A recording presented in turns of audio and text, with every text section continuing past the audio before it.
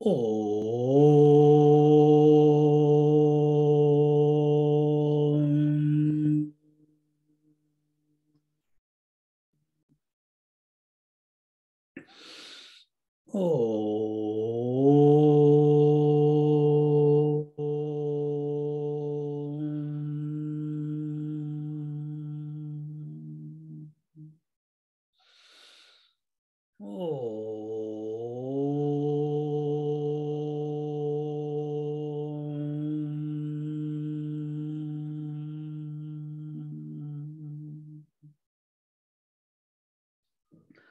गुरुर्ब्रह्मा गुरुर्विष्णुः गुरुर्देवो महेश्वरः गुरु साक्षात् परं ब्रह्म तस्मै श्री गुरवे नमः तस्मै श्री गुरवे नमः तस्मै श्री गुरवे नमः.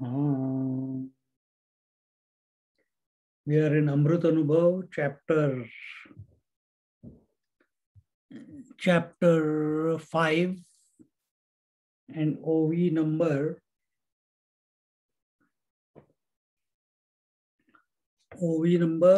6 or 7 somewhere. 6.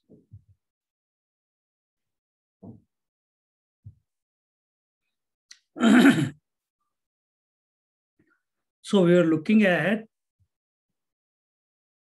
in the 6th verse. I think we were in the 6th verse, isn't it? Swami, we finished 7 also, Swami. We need to start 8, Swami. Or we have to start 8. Okay, one moment. Let me finalize it.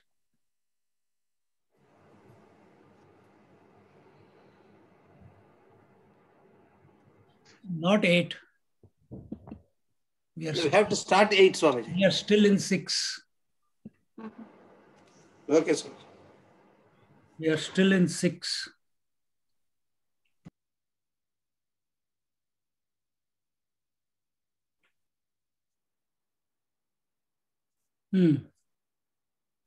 Oh, okay. Then why did I write down 6? Anyway, how does it matter? We have forgotten everything anyway.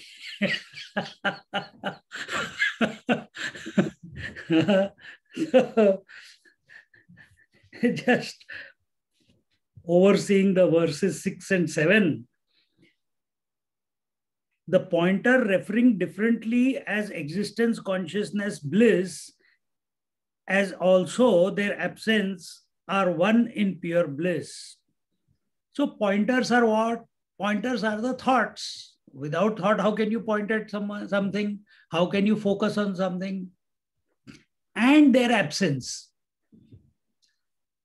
If you read one, there is a beautiful book by Nisargadatta Maharaj.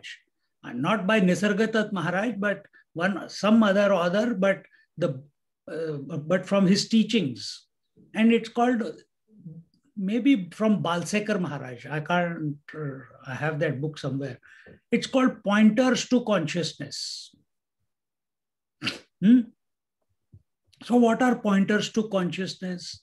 Those words, those thoughts, those statements which deliver you at the threshold of consciousness. Just as the thought of sleep delivers you at the threshold of sleep, and then the thought has to vanish in order for sleep to happen. Isn't it? Same way. The thought Sat Chit Ananda, the thought Nitya Shuddha Buddha Mukta Swarup, and their absence delivers you to the threshold of the pure consciousness that you are. There, the pointer also goes away, and the absence of the pointer also goes away. Remember, understand this one.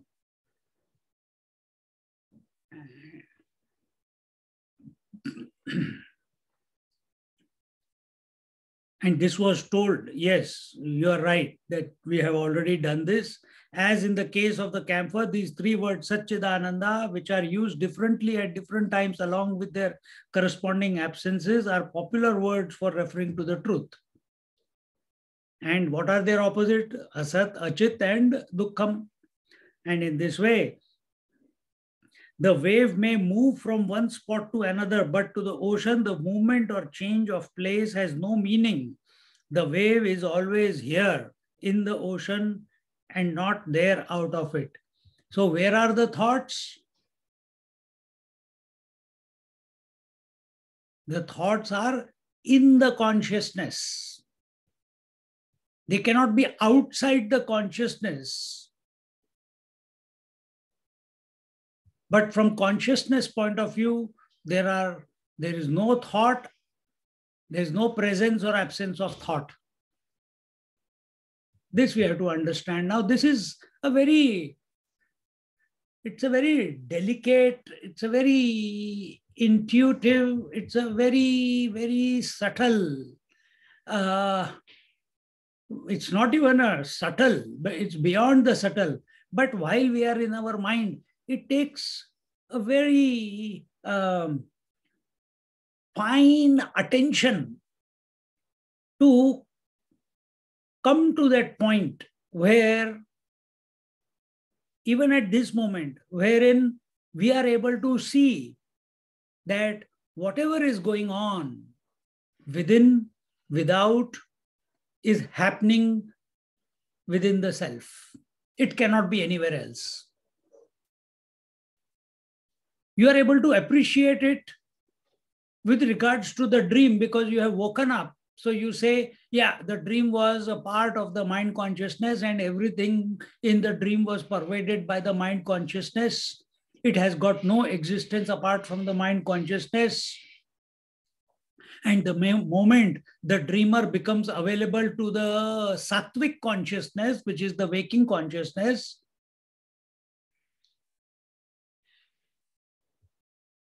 that very moment, you know there was a dream, but the dream is not available to you.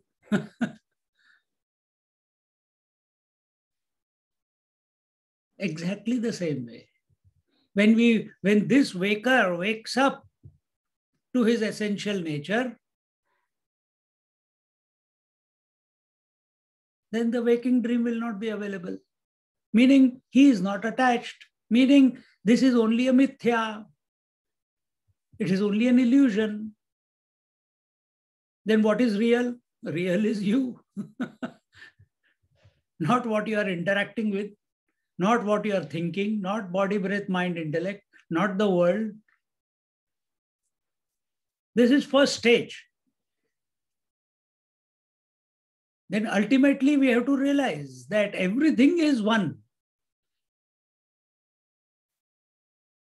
In Ishwar Advaivad, from Jnaneshwar Maharaj's point of view, he doesn't make that difference that first you withdraw and then you include everything. Straight away it is taken from all-inclusive point of view only, from the truth only. There has never been a time when sun was thinking of day and night. But without the sun, there cannot be the phenomena of day and night cannot express. Similarly, there was never a time that we are not as the pure consciousness. But the phenomena of the Panchakosha, Panchamahabhut, Panchapranas, that goes on. But when we become available to this multiplicity, duality, or identification, when we say that I am this body, from there on the Jiva Bhav begins.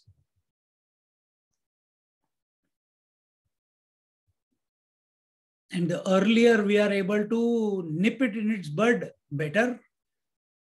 But when we come to our age, then to nip it very difficult because already so much default settings have been set.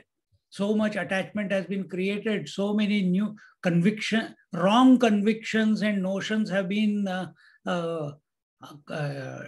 cultivated within the mind, that we are, even if we want it, it seems a humongous task to break free from that.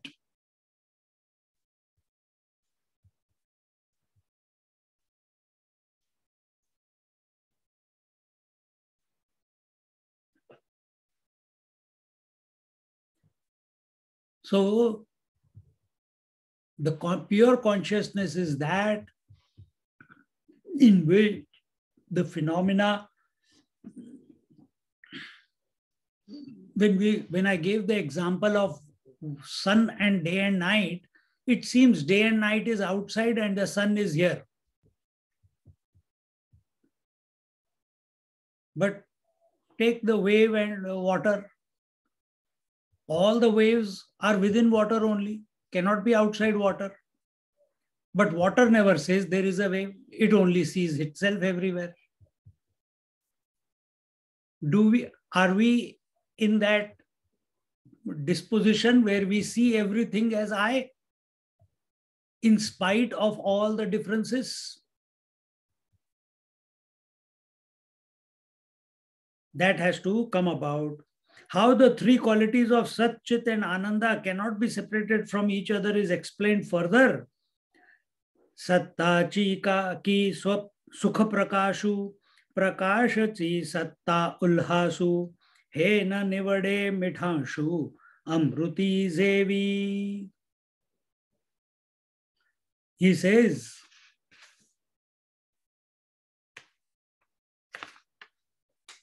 the existence is conscious bliss.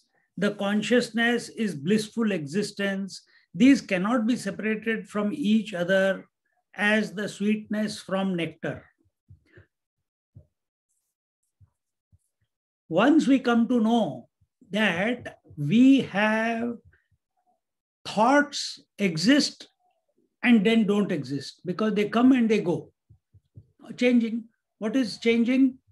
Whatever is changing, for momentarily it exists, and after that it is absent. But this consciousness that I am, it is permanently existing. It has never gone away. Waker, dreamer, sleeper have gone away, but I have never gone away. Recognition, realization, understanding that I am the unchanging, constant, permanent one. And how are you coming to this conclusion? Through your mind only. Is the mind outside consciousness? No. Where are the thoughts? In the mind, which is none other than consciousness. See? So when existence is consciousness, that existence, that satta, that substratum, that constant, it alone is of the nature of consciousness. Meaning consciousness again, Sat, Chit. Sat is the existence, Chit is the consciousness. Which consciousness? Not the mind consciousness. We are not talking about mind consciousness here. Chit is the chitta without the takar. Mind without the sense of otherness. Mind without duality is Chit. So this existence itself is consciousness. And when we become aware that I know that I am the permanent existence, I have never come and gone. I am always existing. That very moment, the spark of Ananda is, I'm using the word spark, the ensuing is the Ananda. So existence, we are always. I am, then I know I am, and I don't need a thought to know I am. Remember this. This is only for communication purpose. You don't need a thought to know you are alive. For that, we have to do a bit of sadhana. You slow down your thoughts and then you will realize. It is happening between every two thoughts also. Between every two thoughts, there is no thought, absence of thought. You are still there. Are you thinking that you are alive? Are you thinking that you are conscious? No, but you are there. In deep sleep, are you thinking that you are alive? No, but you are there. In coma, are you thinking you are alive? No, but you are there. So also, naughty thought is coming even in death. This fear that after death, what will happen? You will continue, Baba. You will never go anywhere. It's only unmanifestation of the body, just as unmanifestation of the thought. It's happening every moment. Catch this principle when the body is ready to unmanifest, because that is its nature, manifestation, unmanifestation. You will not be disturbed by it. Are you disturbed because childhood went and teenage went and youth went and every moment, every day is going by and your body cells are dying? You are not even aware of what is dying and what is being born. How many cells are dying? How many cells are being born? You are not aware. So why you are afraid? What will happen at the time of death? If you focus on the death, then you are mortal. If you contemplate on the existence and consciousness as one, that I am always, then immortality.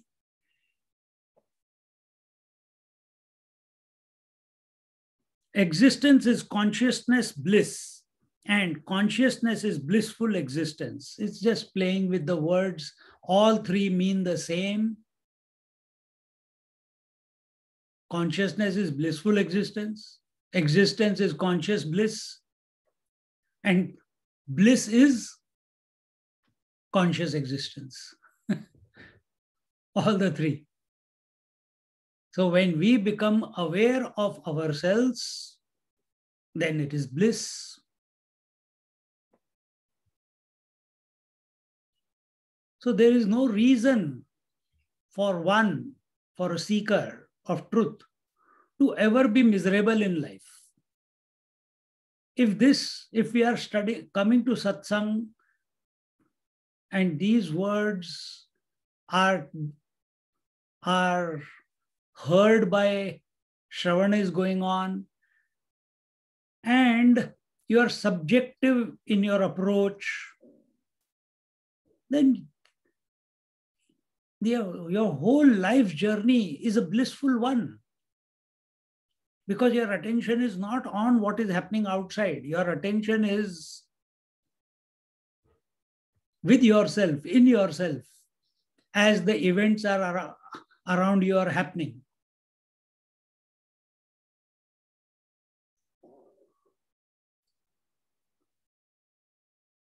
See? The three cannot be separated from each other, just as sweetness and nectar cannot be separated from each other. Just as sweetness and nectar cannot be separated from each other. Just as heat and light cannot be separated from the sun.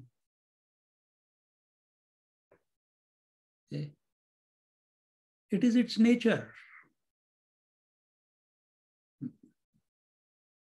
The Shakti is the nature of the Lord Shiva, of the Shiva Tattva. It is inseparable. To bring that inseparable idea to us, then the word coined is Ardhanarishwara. That is for only devotees' benefit. From the Shiva Tattva point of view, Shakti is part and parcel. It is not that she is half and he is half. It is not 50-50. But that is how it is presented, no? It is not 50-50.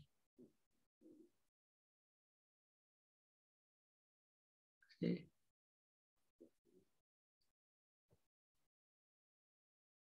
It is inherent. Inherent is the word which expresses the idea. The waves are inherent in the ocean. The ornaments are inherent within the gold. The pots are inherent within the mud. Maybe in unmanifest form, but that's okay. Similarly, Shakti is inherent within the Paramashiva.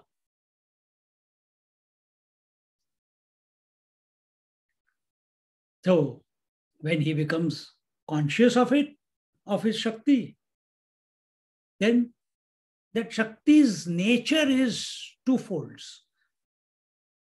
Sometimes and that is her nature. We are not talking about the nature of the Purusha. We are talking about the nature of Shakti now. What is the nature of Shakti? To manifest or unmanifest. See? What about Purusha? What about the conscious principle? What about the Shiva Tattva? He is ever. By nature, he is ever. Can he be ever without Shakti? No, not possible. He can never be without Shakti. Why? It is his nature. Can sun be without heat and light? No, he can never be without sun. Then he is not a sun. See? Now apply this on yourself. Can I be with thoughts or without thoughts? No, they are inherent within me. Let them go on. If you take that position, then you will never be miserable. You will never be excited.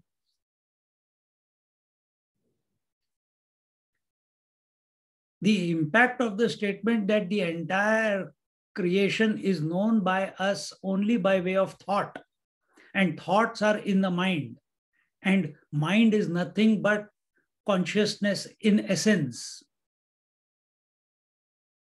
What is the conclusion?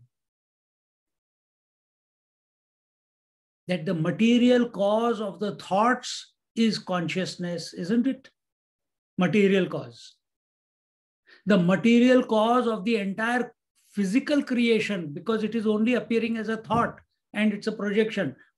What is the material cause? Consciousness. So how can there be 2 or 3 consciousnesses? Cannot be. Waking conscious, dream conscious, deep sleep conscious. No, it's only one. Then what are these 3? Only imaginations, only phenomenal. You come to be the constant one. You come to be the non-changing one. Then alone, existence is equal to consciousness, is equal to bliss.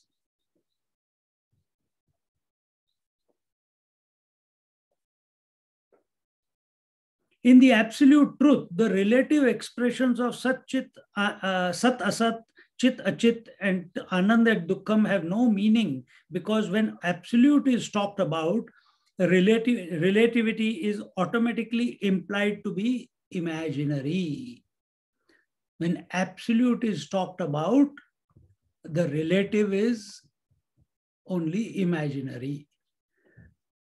Then why are we talking about relative? Because you think you are the relative one, because you think you are the body, because you think you were born, because you think you have a past and future. You think that you are bound and you want to realize. You think you are in this world of multiplicity. So till you are thinking like this, then there is relative. Till you think that God is separate to you and you have to become one with it, till then you have to seek. Seeker is seeking something, so duality. So duality is phenomena. Phenomena is mind. Can you stop it? No. Then what do?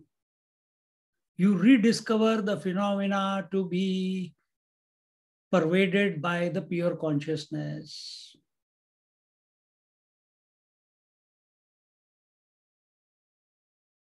This phenomena sometimes expresses, sometimes doesn't express. And who you are neither expresses nor doesn't express. It's the constant one.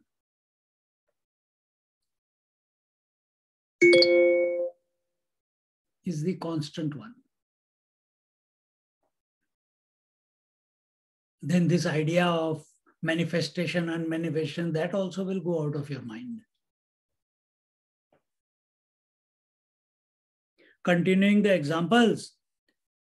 Shukla. Alert from calendar. Reconciliation Day, Australian Capital Territory. Today is Reconciliation Day. So we have to reconcile that we are the truth. And not remain in the relative as the miserable one. Shukla Pakshi Chiya Sola Divase Vadhati Kala Pari Chandra Matra Sagala Chandri Zevi. The reference to 16 phases and their addition to the moon during the bright fortnight may appear to be true, but the moon is without any one of them in herself. It's with all the thoughts that we are going through, example is clear. To the onlooker, there are 16 phases of the moon.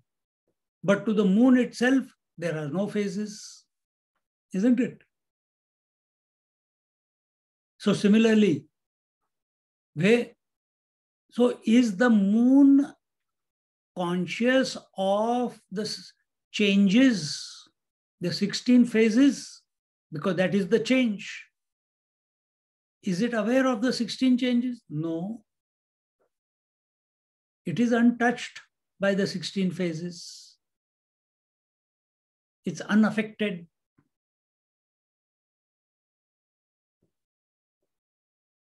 In the bright fortnight of the moon, it looks as if the 16 phases, kalas, are being added one by one every day.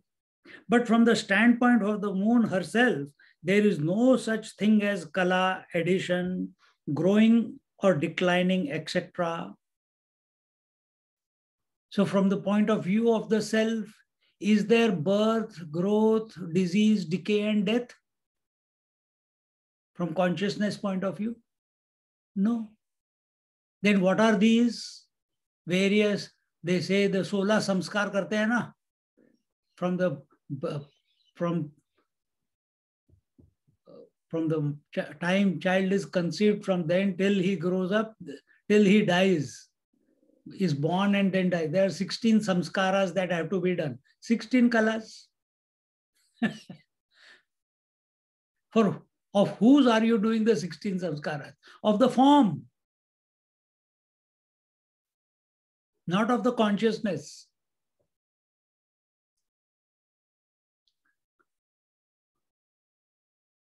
So there is no such thing as kala, addition, growing and declining. So same, birth, growth, disease, decay and death. This is in these 3 words, expanded is these 6 stages, that everything that comes into existence must go through. And same thing is happening with your body also. Same thing is happening with your breath also. Same thing is happening with your emotions also. Same thing is happening with your concepts, ideas, convictions, imaginations, and thoughts also. Same thing is happening with the waker, dreamer, sleeper also.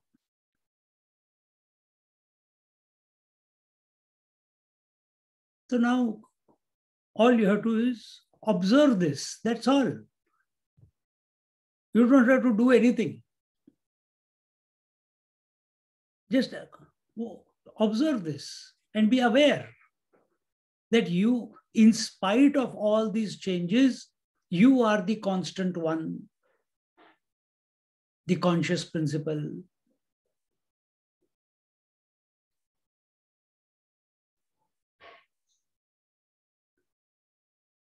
In the moon, other than the moon, there is nothing else.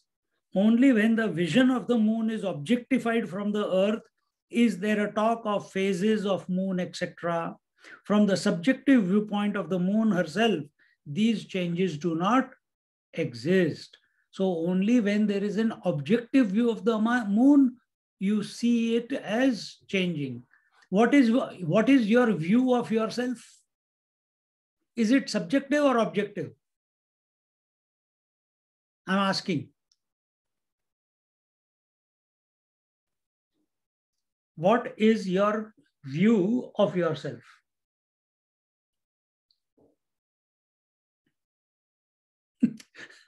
Tricky question. Nobody wants to answer. Nothing. Subjective, Swamiji. Yes, Swamiji. Good. Subjective. Okay. So when you say that you can see the body, you can see the breath, feel the breath, you can think the thoughts, you know thoughts are coming, you are listening to me, thoughts are coming in your mind. Is that a subjective experience or objective experience?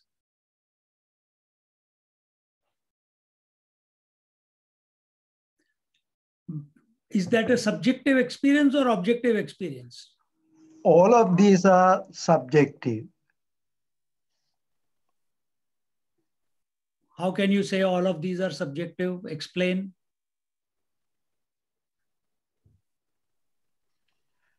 Because I am watching, then your jaw, that comes and goes only. It is not a permanent one. Okay. And the impression that goes. But I am there always. Okay. Anyone else? What Surendran just now said is not a subjective experience. This is where we need to correct ourselves. If I am watching and I am undisturbed, then it is okay. Then you are not even aware of the possible disturbances.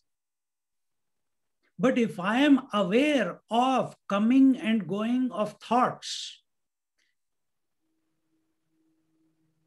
oh, while I am living, I am identified with the body. When I sit in meditation, I am disidentified from the body. Is this a subjective or objective experience? It is an objective experience. It is not a subjective experience. Even a samadhi is an objective. Yes, you touch the subject, but objectivity is still maintained within the mind.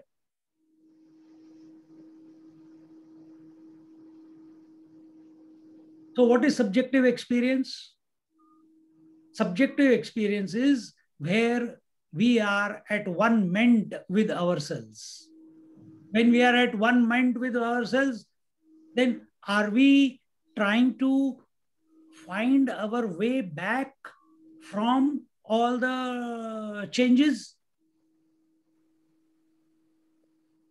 No, because changes are only phenomenal. So when you, even though we are doing satsang, I am speaking, you are listening. So when I am speaking the words and these thoughts are formed in your mind and you know these thoughts are coming and going, it is an objective experience. It is not a subjective experience. Because you are aware of the thoughts coming and going. You are witnessing the thoughts are coming and going. If your attention is on the thoughts, then it is an objective experience. If your attention is on the phenomena, it is an objective experience. If you say I'm in meditation, if I say I'm in meditation and I come out of meditation, in meditation I was with the self and I come out of meditation and the world is there, then what meditation did we do?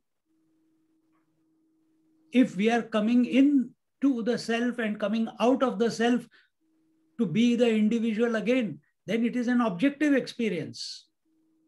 Therefore, the scriptures say you have to go beyond the waking, dream, deep sleep, and the samadhi. You have to go beyond the four.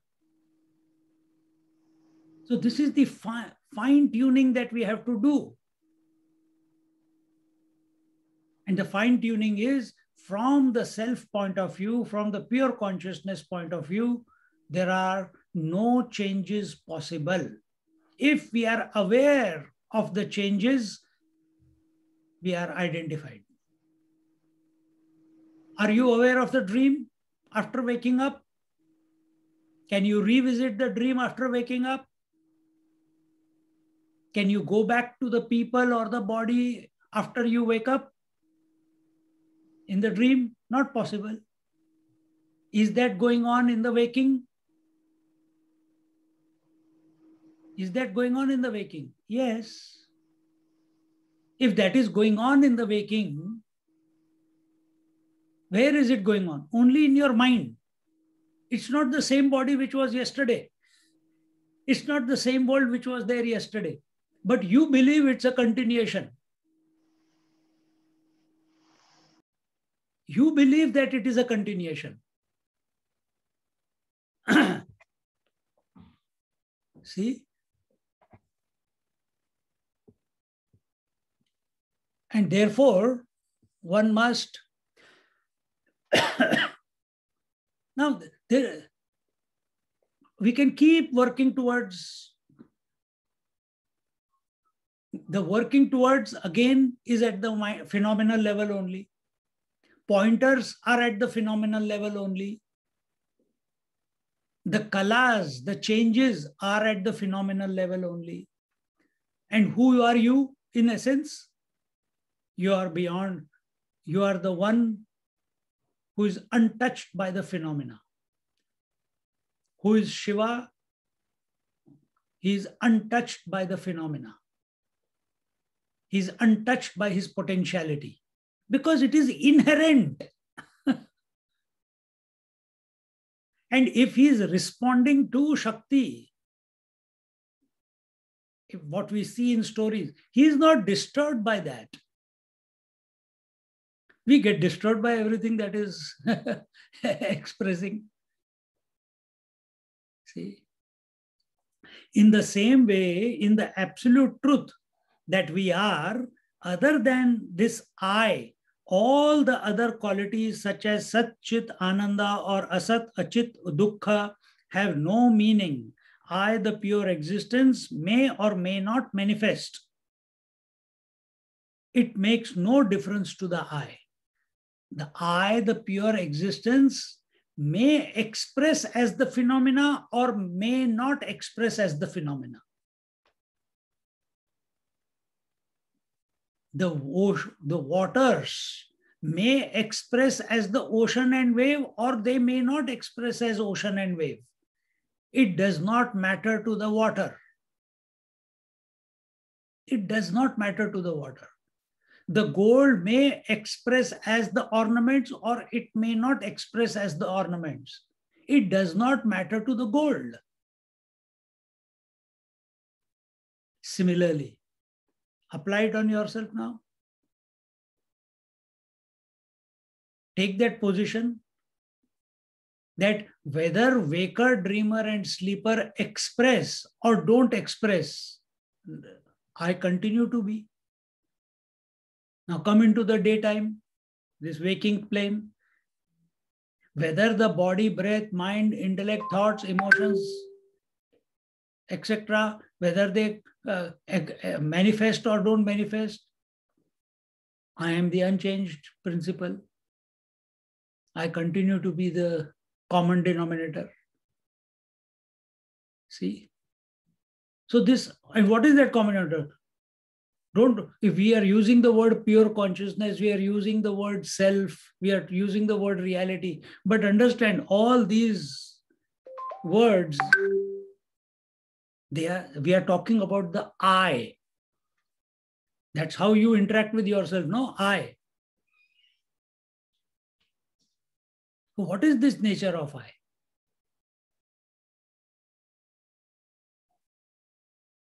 So now I'm using the words waker, dreamer, deep sleeper, or samadhi. Then that I in the waking is the waker. I in the dream is the dreamer. I in the sleep is the sleeper. I in the samadhi is the meditator. All these are phenomenal eyes.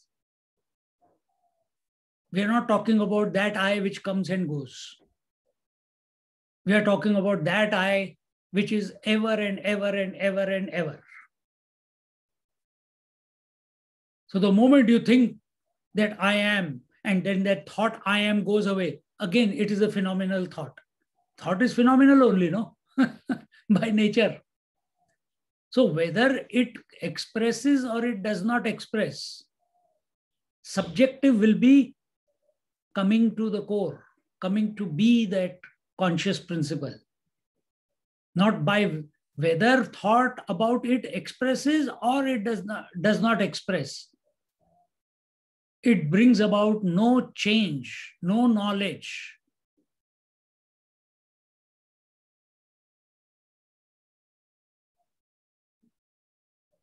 I am not because I think. I am, therefore thinking or no thinking happens.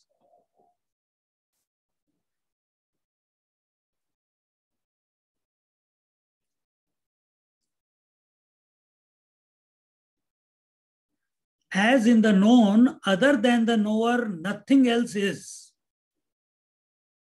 So also in I, the absolute, nothing else is. Now Swamiji is giving a comparison. As in the known, as in the phenomenal world, other than the knower. For the phenomena in the waker, in the waking experience, who is the sutradhar of the entire waking world? The waker. He is the knower of the waking world, isn't he? Who is the sutradhar of the dream world? It is the dreamer.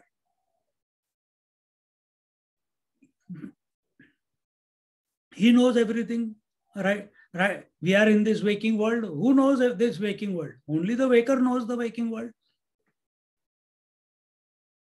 He does not think of anything else. This is my reality. The example is taken. It cannot go into the dream. The waker cannot go into the dream. The waker cannot go into the sleep because he cannot exist there. And he does not even think that he is the infinite reality. For him, the reality is only this waking world. And everything else is only imagination. Including being subjective is imagination for the waker, till he doesn't inquire.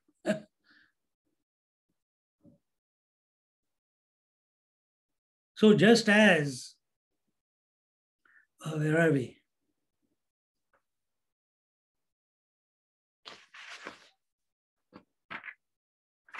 Where are we? As in the known, other than the knower, nothing else is, so also in the absolute I, nothing else is. So just as in the waking experience, everything is for the knower. Every experience is for the knower. The space, air, fire, water is for the waker or for the knower of the space, air, fire, water, earth. The body, breath, mind, intellect is for the knower of the body, breath, mind, intellect. See? The past, present, and future are for the knower of the past, present, and future. The five senses are for the knower of the five senses. So everything is revolving, or everything is the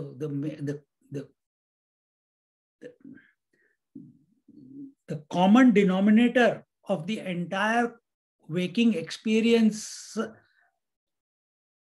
or the known experience is the knower, whatever it may be knowing. Similarly, in the absolute, what does absolute know? Everything. No, absolute knows only absolute. Absolute doesn't know everything, because everything will be phenomena. Absolute knows only the absolute. It knows only itself. If one's vision is constantly fixed on this substratum and nothing is allowed to disturb or destroy this vision, then all that happens in life will be seen to be what they are. Waves, big and small, rising, falling, playing their little games for a while, but I, the ocean, am totally uninfluenced. Mark this paragraph. A vision to be developed.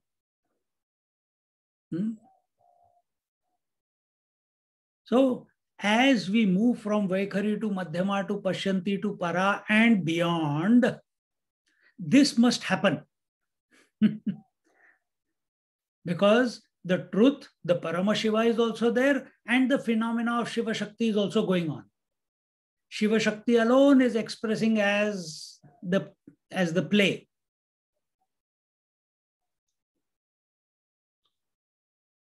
See? So what is that constant principle? What is the substratum? The constant principle. What is the substratum? The unchanging principle.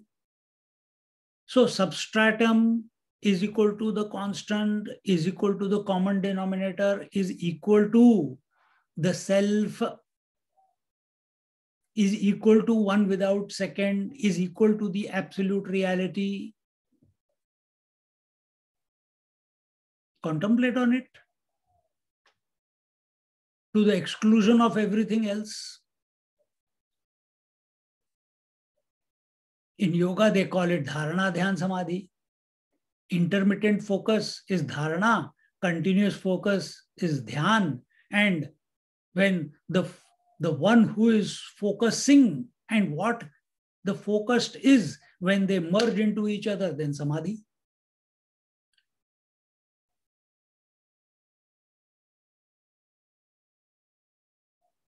And this is what is going on. You desire. Why you desire? Because you feel you will be complete when you eat the breakfast. And when breakfast becomes one with you, you and breakfast becomes one. Means it falls on your tongue and goes and enters you and you become one with it. Then the desire also goes away. Isn't it true with everything? How long will you keep seeking, desiring the sleep? Eventually you become one with sleep. The sleeper and the thought of sleep merge into each other because there is no other disturbance of the waking thought. Then sleep ensues. Same way here it is told, keep thinking, keep contemplating to the exclusion of all other thoughts on the thought of the substratum. With the connotation that substratum is the constant, it is the permanent, it is the unchanging, is the unconditioned, is the unlimited principle. And that I am in essence. Keep contemplating, not as a conviction in your mind. No, subjective. I am that. And as you come closer and closer and closer, to that extent, your vision will keep changing. If we are going into samadhi every day and when we come out, if our vision has not changed, if we are not able to see that the world is pervaded by the self, it is the phenomenal self which cannot exist without the absolute. The absolute alone is expressing as the phenomena. If that is not taking place, then what samadhi? We have to give that samadhi also. It is becoming an addiction then. This transformation of the vision has to happen as given in this paragraph. If one's vision is constantly fixed on this substratum, this is the practice, this is your awareness. While you are moving in and through the world, your attention is on the awareness, on the conscious principle.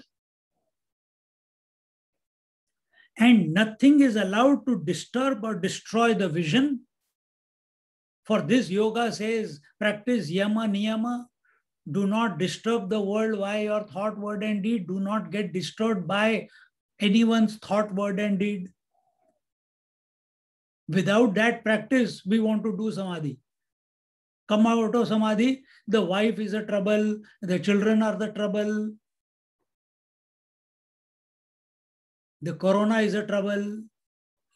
What are we going on with in the name of meditation? And many meditators are caught up in this. Many, not meditators, many seekers are caught up in this. They think they are seeking, but actually their seeking is only objective. It's only objective. And as long as the objective is, there is every possibility that the world will hook you back. The phenomena will hook you back. You have to transcend the phenomena once and for all. For that, Amrita Anubhav, Vedanta,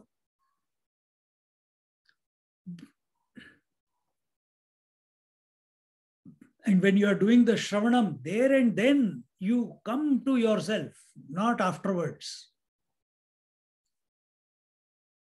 Then all that happens in life. Now again, where was the focus constantly fixed on this substratum? This was happening in the phenomenal world only. The seeker is fixing his attention on the unchanging. That's the pointer. What is the unchanging? Self. But do you know the self? No. Just like the eyes cannot see the physical eye, but you know there is a physical eye. Similarly, the thoughts can never illuminate the true I. But you know you are. Without you, the thoughts cannot come.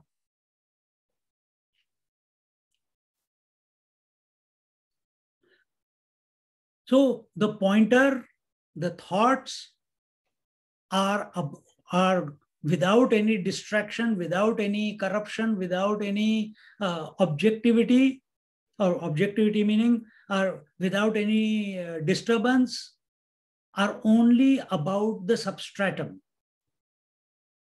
Then all that happens in life. Now we are talking about in phenomena. Your interaction is going in phenomena.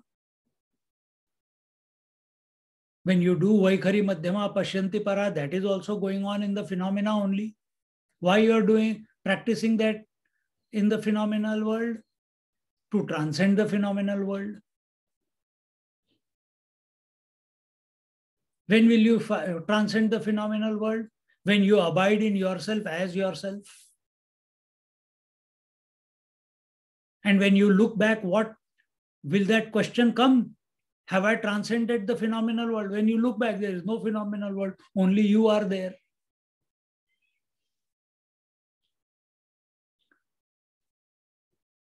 But if we take one step before that final consummation, if at all, then when you look back, what do you look? That this entire play of birth, death, past, future, multiplicity, multiple roles, husband, wife, children, everything is what is here it says. Then all that happens in life will be seen to be what they are. Waves, big and small, rising, falling, playing their little games for a while. But I, the ocean, am totally influenced. Then what is our disposition? Penultimate disposition before consummation.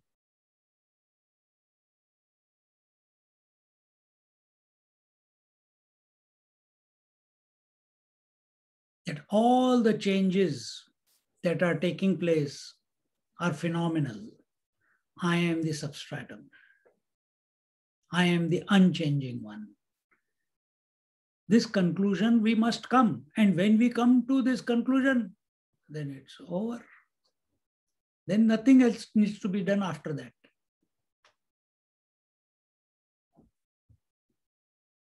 Nothing needs to be done after that.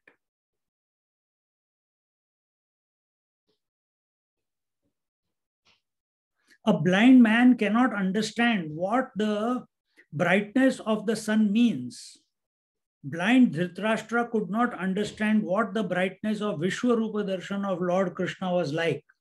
When no word can explain that truth, which is beyond words, what does it matter if we use words like Satchidananda or their opposites? Even while his charioteer Sanjay was narrating the Bhagavad Gita to blind Dhritarashtra,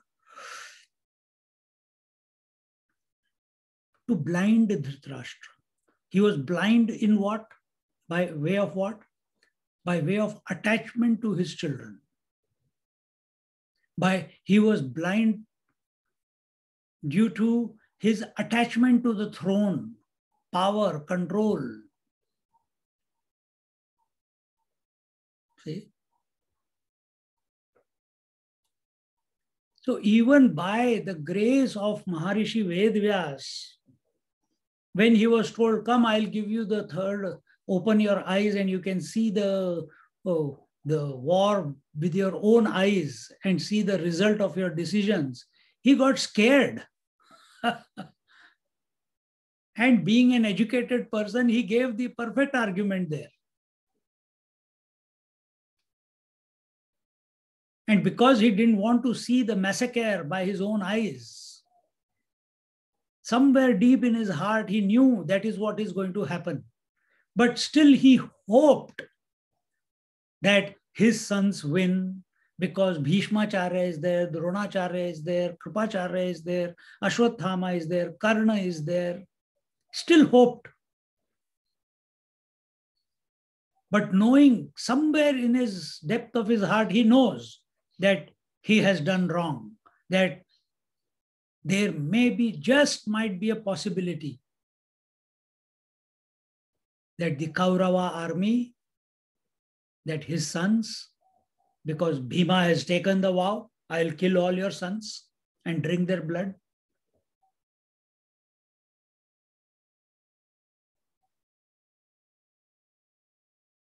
He has seen whenever the Pandavas make a decision, they live up to it.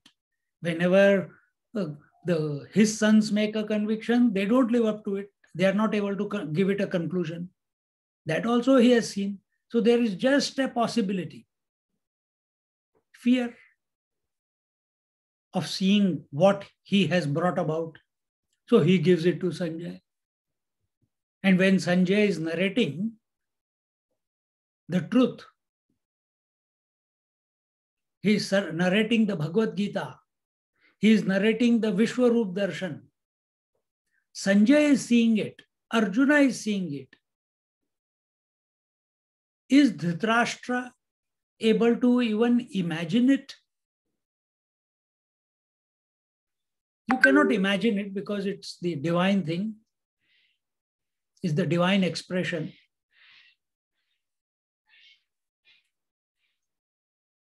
But he was not even available to it. It was like a question mark in front of us. Oh, really? Something like that happened? How is it possible? I think it's a far-fetched idea. You think Krishna Bhagwan is the Vishwarup? Arey, kya baat kar raha hai yaar? Aise kaise ho sakta hai?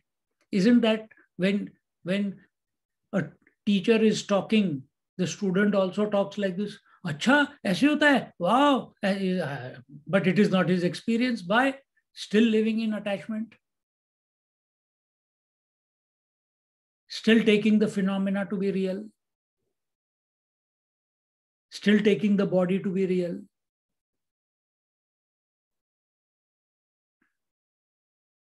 And this was the position of Dhritarashtra. And like Dhritarashtra, this is our position. If we are not available to the substratum that we are blind.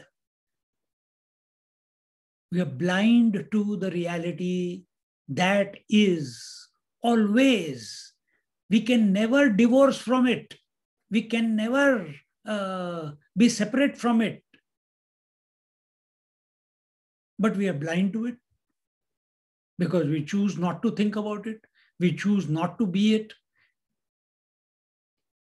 Why we don't choose not to be it and think about it? Because we are being father, mother, daughter, sister, body, rich, poor, old, hungry, thirsty, comfortable, uncomfortable. We have taken all these roles, but we are not ready to be the reality, the constant one. Therefore, we are blind to it because we are available to the changing and we are not available to the changeless. And that changeless is not outside somewhere, not above the clouds, it's our nature.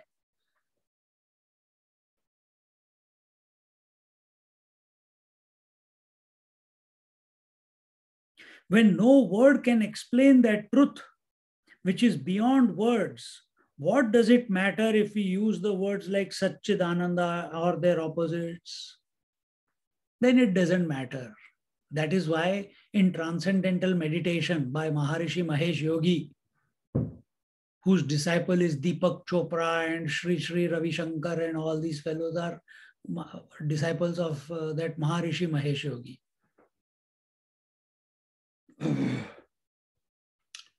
They don't focus on any divine name. They take any name. That is your mantra. Labrum, that is your mantra. Tuk tuk tuk, that is your mantra. Anything that comes, that is your mantra. How does it matter what word you are using? If you use the word Om Shri Krishna Sharanam Mama, then you have created an imagination that reality is only Krishna and that Krishna I must pray and he is separate to me. That's why you are thinking about him. Why you have to think about yourself? You always are. If you are always and that is Krishna, why will you think of Krishna? So as powerful as the word Krishna is, because we have given the word Krishna a connotation, a value by reading his stories, by reading the various Leelas. Here, when he says it does not matter whether you call it Satchidanand or Asat Achit Anand, it does not matter. Isn't it true? You are thinking of the positive because you are afraid of the negative. But the sun is neither light nor darkness. It is neither the positive or the negative. Similarly, what is our position? It's neither positive nor negative. It is neither sattvic nor rajasic nor tamasic. We are beyond. We are beyond. We are the transcendental one. And transcendental by nature is all that there is. There's nothing apart from that. So where was Sattva, Rajas, Tamas? Where was the world? It's all within that absolute only.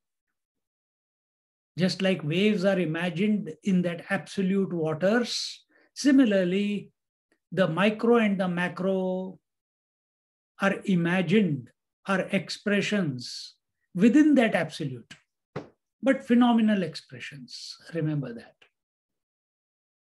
Now, just now what I have said in last 2-3 sentences, now apply it in your life. That this whole drama is going on within. You are pervading the whole drama.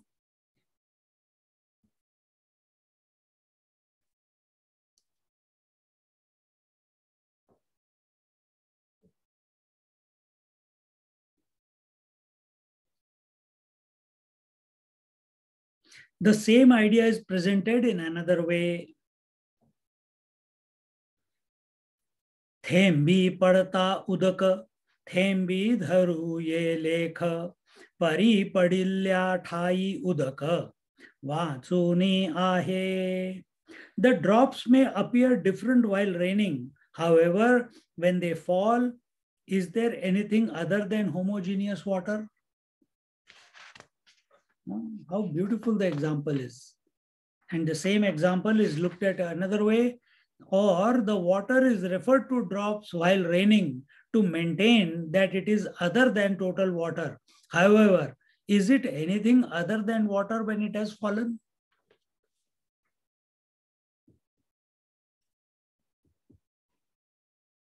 The nature of a drop is the same as the nature of the total waters. Then why are you using the word drop if it is the nature of the water and the nature of the drop is same? For communication purposes. Then why are you saying that I am the wife and he is the husband? For communication purposes. Actually, it is one.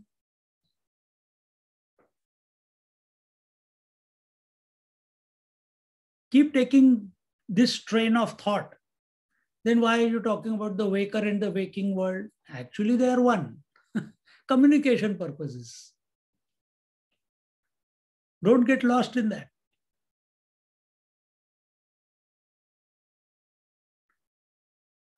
When the rain falls, it may be possible to count the drops. One can see the raindrops distinctly, and those are also called raindrops. Once the drops fall and make a pool, can one call those anything other than water? Can anyone then count the drops? Just as the manifestation as raindrops is nothing other than water, in the manifestation of this world, there is nothing other than the truth.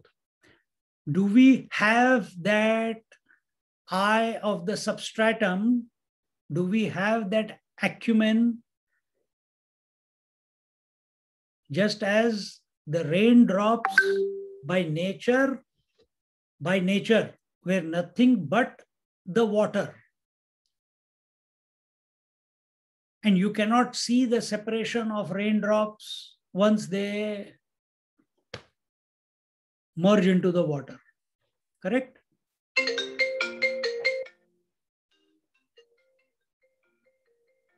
Class.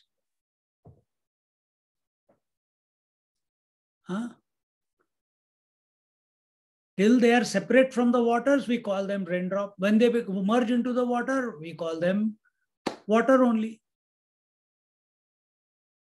Apply it on yourself now.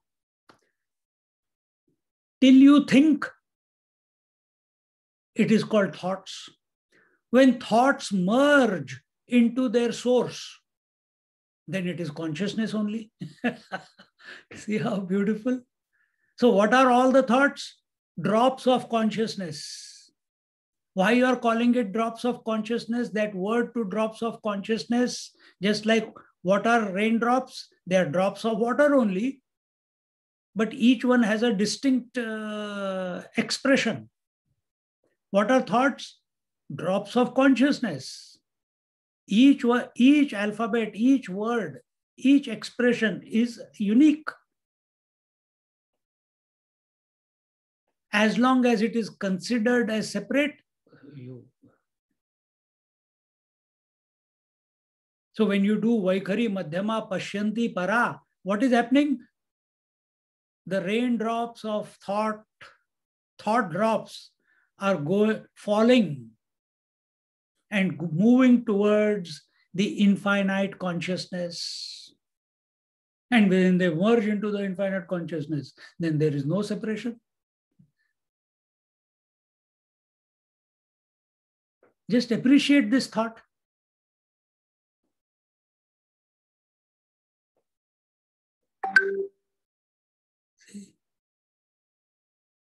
Because thought cannot be outside the consciousness. It is part and parcel of the consciousness only.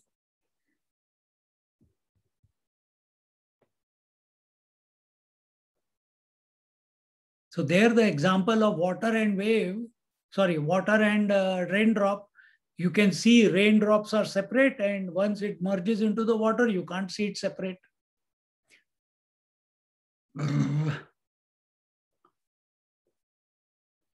You're thinking of the world and of the sleep when you are in the waking, but when the thoughts merge into the sleep, then you can't see the differences. You can't see the differences after that. But we have to bring that about consciously. We have to bring it about consciously.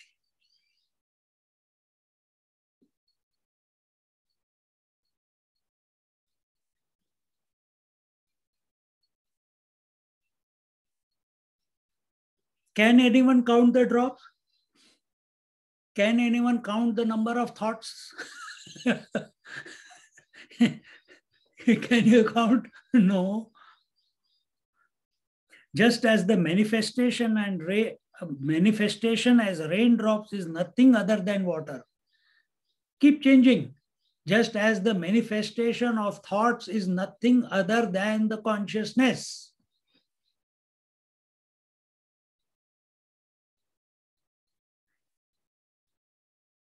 In the manifestation of the world, world meaning duality, there is nothing other than the truth. See?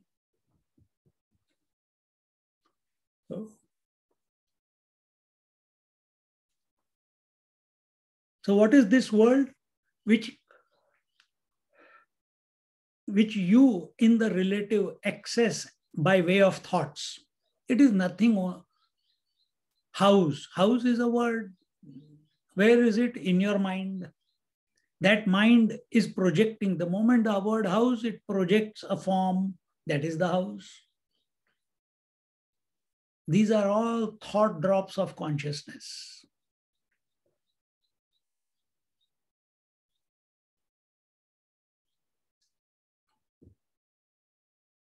Imagine if you have heard, in the ocean, there are many currents, hot water currents, which are going around the earth.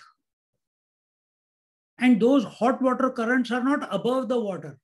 They are deep inside, 4, 5, 10 kilometers below. And there are rivers greater than the Ganga or greater than the Amazon,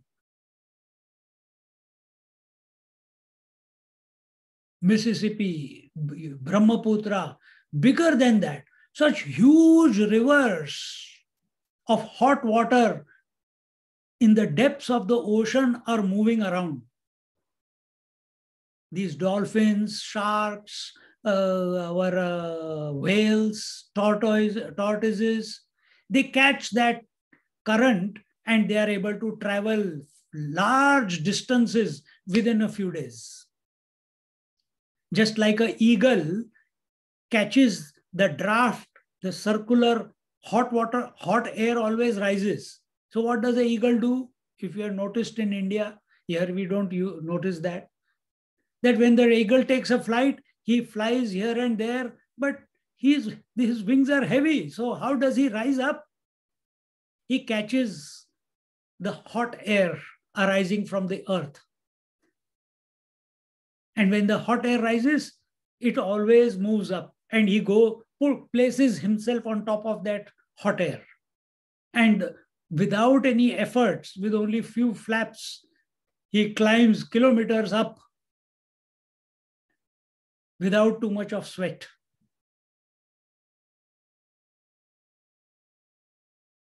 But the previous example, that this river of water, where is it? Inside water. River of water inside water. Scientists have observed it, isn't it? Where is wave? In water. Is it separate from water? No. Where is the river of water, hot water, moving in the ocean? In the water only, depth. There is no sky there, only water. All around it is only water. But it has its own distinct expression, that it is hot water current. Same way,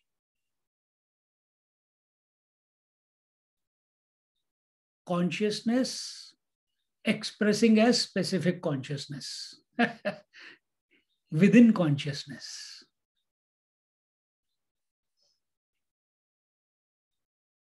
Be that. Be that. This is Leela.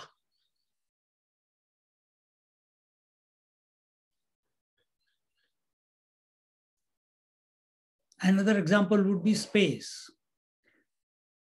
From space alone, the air came. From air, the fire, water, earth, and the whole physical universe.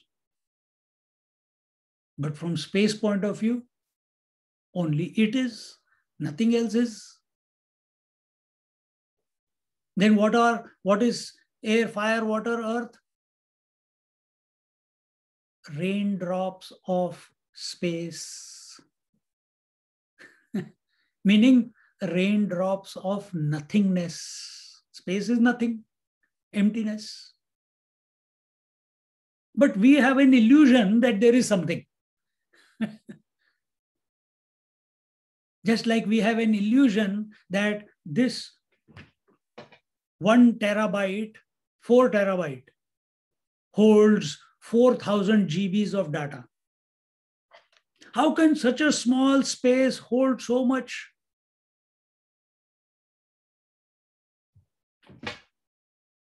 You can't even work it out. Can you work it out? It's all virtual. How can in dream you can live so many lifetimes and so many roles, and so the entire universe, entire Brahmanda is available with their own gods and the various planes of existences. How come in the dream it was all there? Why can't I experience it here? Anything. The entire is available. The entire infinite water is available in that one drop. If that drop recognizes that it is the entire.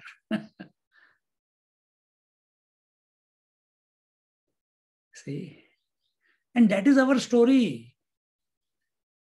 At least that drop and water were separate, but nature was same. But when I'm giving you this example of the river, the nature of the hot water river in the ocean is also water, and where it is existing is water, surrounded by water. Its nature is water. So is our case, that there is nothing. We see objects, and therefore the word objectivity comes. Therefore the word duality comes. Therefore the word multiplicity comes. But it is all one. It is all that one consciousness within which this whole play is going on. As if, important point, as if.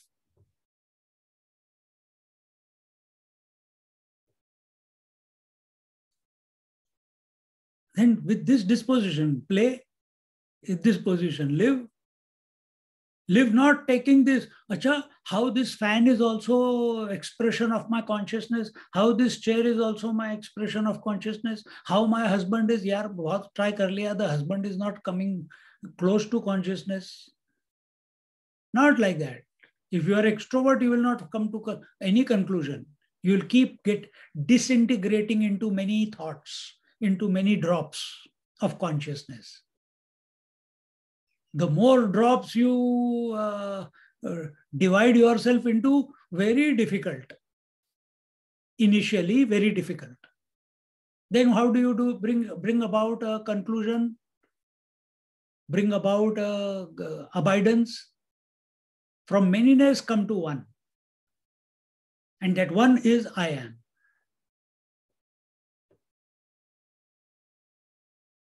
keep applying how everything is coming from the self alone. These are all this is the pointers. Wow, wonderful.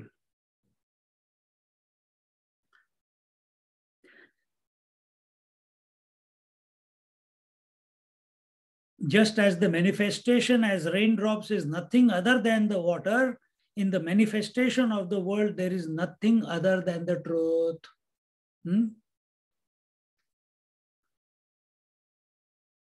So the entire manifestation of the creation is nothing but the truth alone. I've given you other examples of space and water and this and that. You know, if you caught it, good. If not, next life.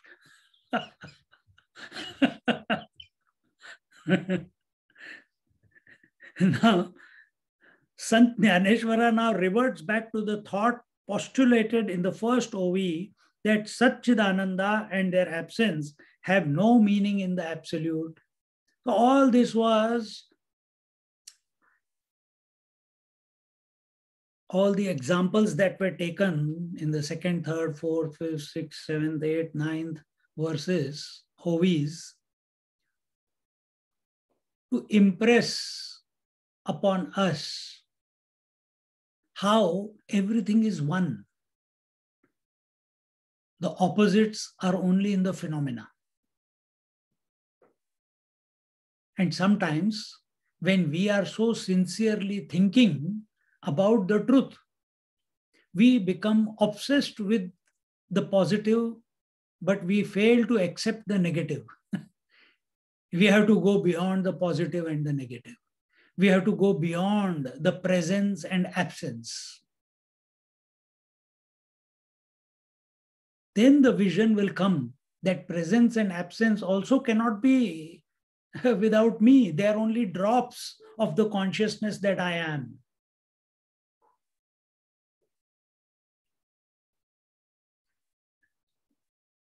तैसे असतांची या व्यावृती सत्मणे आले श्रुति जड़ाची या समाप्ति चिद्रूप ऐसे. In the same way, for the negation of non-existence, the existence is referred to, and for the negation of inertness, consciousness is used by the scriptures. Yeah? Again, coming back to the first thought, why are the words Satchidananda used? Sat is used to negate the inertness. Inertness, non-existence.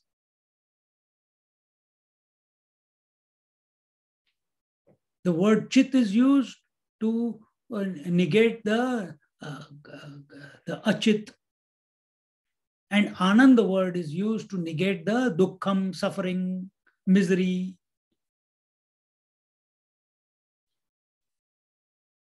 Just like in the above examples, we used words only to communicate to you that you are that, all that there is. Everything in this creation is the expression of that truth alone. Just as every raindrop is nothing but water alone.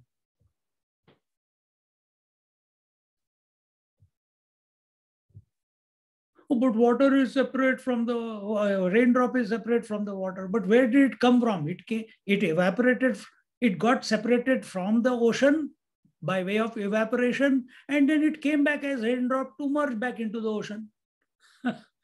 Same way, out of the consciousness, the waking dream sleep came, and back into the consciousness, they merge back. Don't they do? Is that not happening to you every day? Without you, can the waking happen? Without you, can the dream happen? Without you, can the sleep happen? So presence and absence is happening because you are there.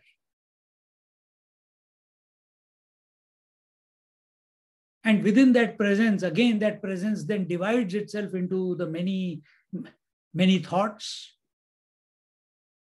Presence is nothing but consciousness. See?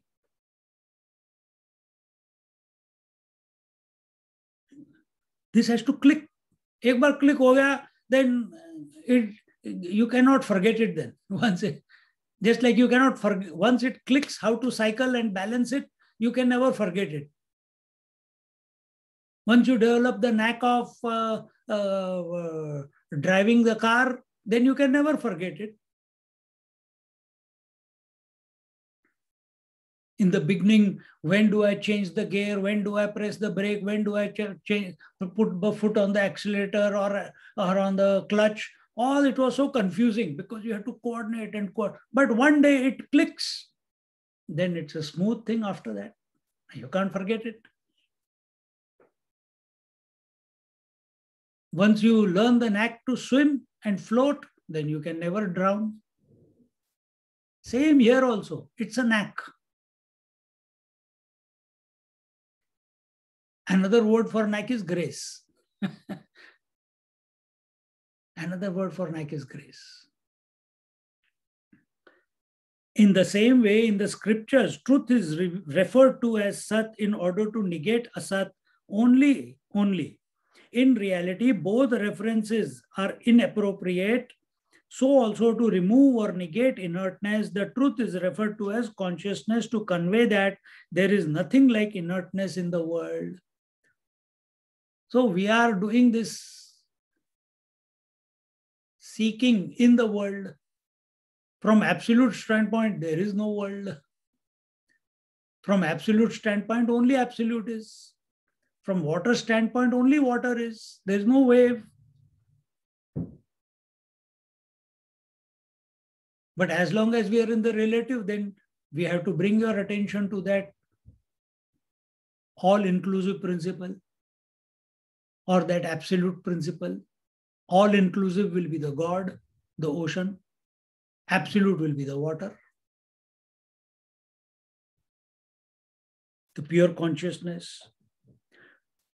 To indicate that absence or non-existence is an illusion, existence has to be mentioned. Na sat tat na asat uchyate. The Supreme is neither existence nor non-existence. Okay. We'll look at it from this point onwards in our next class.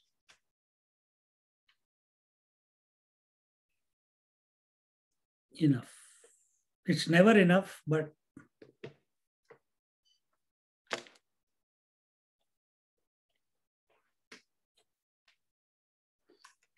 so be that. Om Purnamada Purnamidam Purnat Purnamudachyate Purnasya Purnamadaya Purnamevavashishyate. Om Shanti Shanti Shanti. Harihi Om Shri Gurubhyo Namaha. Harihi Om.